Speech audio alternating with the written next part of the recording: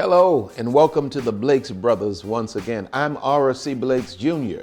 I'm Samuel Blakes. Welcome.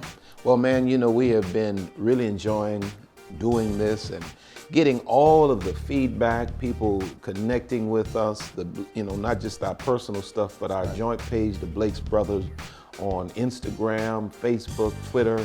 It's just amazing. All of the questions that are coming in at our email, it's just amazing.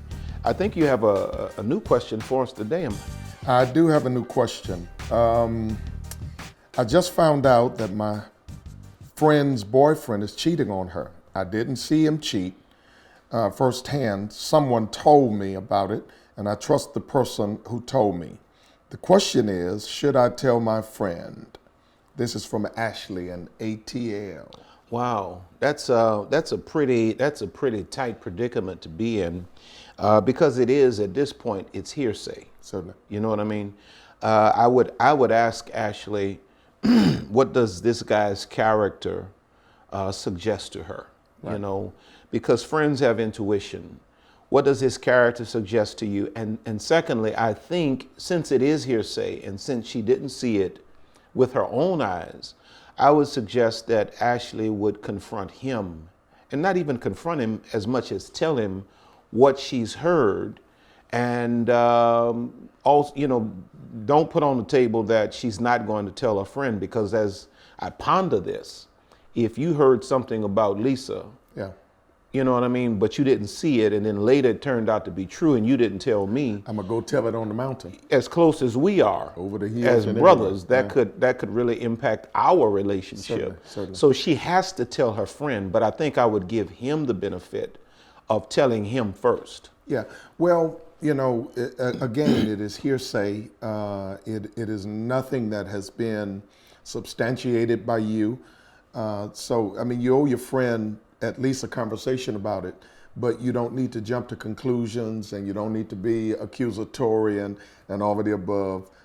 You just need to make your friend cognizant of what you've heard. Absolutely. And I wonder, this person that told her, is this a mutual friend between she and her friend, who's with this young man? Because at that point, why didn't you go straight to the source? Right. What? And is this just hearsay that you're passing around? At that point, it becomes gossip.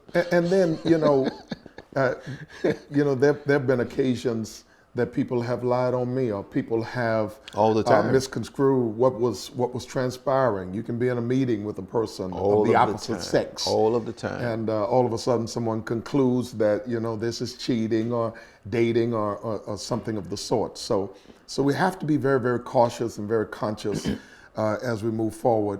I think the best way for her to preserve all of the relationships, number one, the relationship with her friend. Number two, I'm assuming that she and the young man have a pretty decent relationship, is to be honest with him and to tell her friend at the same time. Certainly, yeah. What she's heard, but give him the benefit of knowing what's going on. Right. I think at this point we're going to go to the streets. Let's go to our beautiful, wonderful correspondent, Miss Casey Ferrand, and she's on the street, and she has a question for us. Hey, I'm Casey Ferrand, your Blakes Brothers correspondent. I'm here in New Orleans with Kevin, and what's your question for the Blakes Brothers? Thank you, Casey. Yes, my question is, I'm the owner of Wire Solutions audio, video, and security installations. And a lot of times, as I'm scrolling up Facebook, Instagrams, all of those social platforms, and I see other businesses, promoting their businesses and doing great and blossoming, I find myself getting discouraged because of, what they're doing, and I don't want to be discouraged. So my question is, how can I keep moving forward and pressing on without being discouraged? Do you have any? What are your thoughts? I have some definite thoughts. Well, the Bible talks about not despising small beginnings, and it says, though your beginnings are small, yet your latter end shall be greatly increased. So my encouragement to the brother is, to understand that in the embryonic stages, all things are small. Yeah. You just have to work your way through this. I pastor a church now of thousands of people, but I started in a little building in Hammond, Louisiana. That's right. That's You right. know, that was barely as big as the room we are filming in right now. That's right. You know, so you just have to wade through the waters of discouragement, and you have to understand that the prize is so much bigger than the price you're paying right now. And the philosophy I live by is don't get discouraged, get better. Yeah. You know, and a lot of these social media phenoms, it's just fluff. Yeah. You know, a lot of that stuff that he's seeing on social media, it's just image. There's really no substance behind it. Right. You know, do your thing, perfect what you do it to the best of your ability, get better, stop worrying about necessarily being bigger, get better, and if you get better, you automatically get bigger. And it's really not about quantity as much as it is about quality. Right. Because a lot of the people that you see today that are social media superstars, you won't see them in 6 months. That's right. But building your business, building your brand on a solid foundation, and making certain that you're doing your due diligence to put your brand out there to make certain that your product is the very best, and celebrating those who are doing it well. Right. You know, don't get discouraged by it, because God gives you access to people who do what you do at a higher level so that you may learn from them. Yeah, and just run your race at your pace. Run your race at your pace, and bloom at where God has planted you, and understand that, you know, when you see other people succeeding, it's really not a source of discouragement. It ought to be a source of encouragement. Because it says to you, if God could do it for them, or if they can accomplish it, so can I.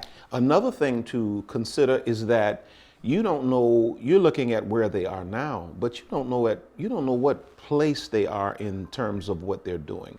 By that I mean, everybody pays attention to the shine, Yeah. but nobody really acknowledges the process of the polish. They see the shine, but they don't recognize the grind. Absolutely. So, you may be 4 years in, 5 years in, or whatever, but you may be looking at somebody that's 20 years deep. Right.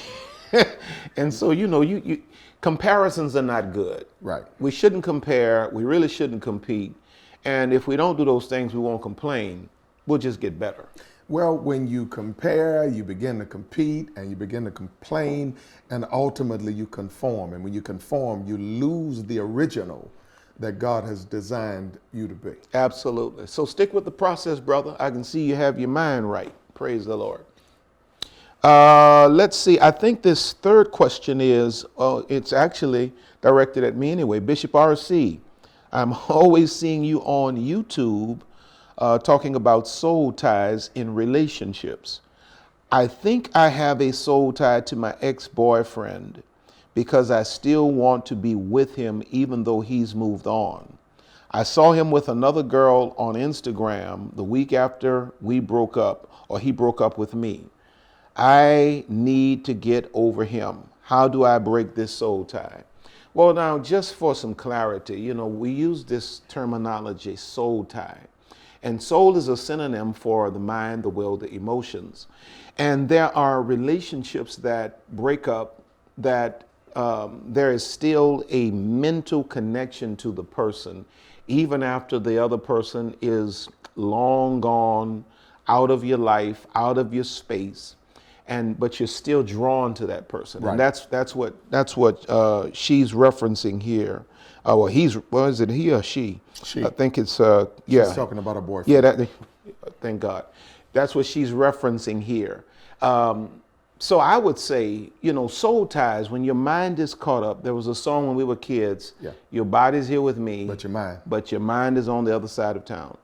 I think that what has to happen is that you have to move forward with your life. The reference to I saw him on Instagram means that she's presently in a position of social media stalking him. Yeah. You know what I mean? Yeah. Why are you searching his page on Instagram?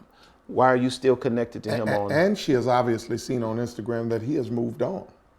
Absolutely. But yet she is like a person on a treadmill, running all day in the same place. I always tell people, God is not always saying hold on. Sometimes he's saying move on. Sometimes he's saying move on. And I think a massive part of that moving on from the soul tie is to push your life in the direction of your future. Yeah. Because a soul tie, the indication of a soul tie is that you're living backwards. Yeah. It's that your mind is caught up on things that used to be. And so you're like a person that is trying to drive forward while looking backwards. It's like going and driving, trying to drive forward looking in your rearview mirror. Well, you're trying to marry destiny, but you're still messing around with history. Absolutely. You You'll know? never get a date with the destiny as long as you're married to history. And, Exactly. And that's what a soul tie does. It marries you to your history. So I would say to her, push your life in the direction of your future. What are your plans? What are your personal goals? Allow new people to enter into your life. Of course, boundaries, and of course, a certain process. But do everything you can to push your life in the direction of your future. And when you begin to infiltrate your life with the positive things of your future, it begins to wash out the negativity of your past. That's right. It's kind of like when we were kids. Our father had a bad habit. We cooked a lot of stuff, in Holly Grove, we fried a lot of stuff. And so many days there were skillets full of grease. And he would put that skillet, this is unadvised, he would put that skillet into the sink and he would begin to pour hot water into it or run the hot water into it. Right. And the more that fresh water went into it, that grease began to rise to the top and it floated over the edges and went down the sink and clogged up our pipes. Right. But nonetheless, it got it out of the skillet. You have to fill your life. The fresh water got rid of the old residue. Absolutely. So you got to begin to have fresh experiences Yes. and move in a fresh direction. Yes. If you're going to ever rid yourself of old habits and old mindsets. And I think we have to add this as well. You do not get over a soul tie by rushing into a new relationship. Right. You need to learn the lessons from the previous relationship. Where did you go wrong? What mistakes have you made? What are some of your tendencies? Where do you need your self-esteem improved? There's a lot of personal positive work that you have to do to put yourself in a position where you can not hold on, but move on. Move on. This has been good, man. The time always runs out just too fast for me. Yeah. I could just sit here for hours and hours and hours. And I hope that you guys are getting a lot out of this. I encourage you to send your questions to us, follow us on all of the social media platforms, and tell your friends, share this. Tell your friends that we're here doing this, and we hope to do even more of it. Well, I've enjoyed myself today, man. So have I. Look forward to talking with you guys, and we love you much. Blessings. God bless you now. Talk to you soon.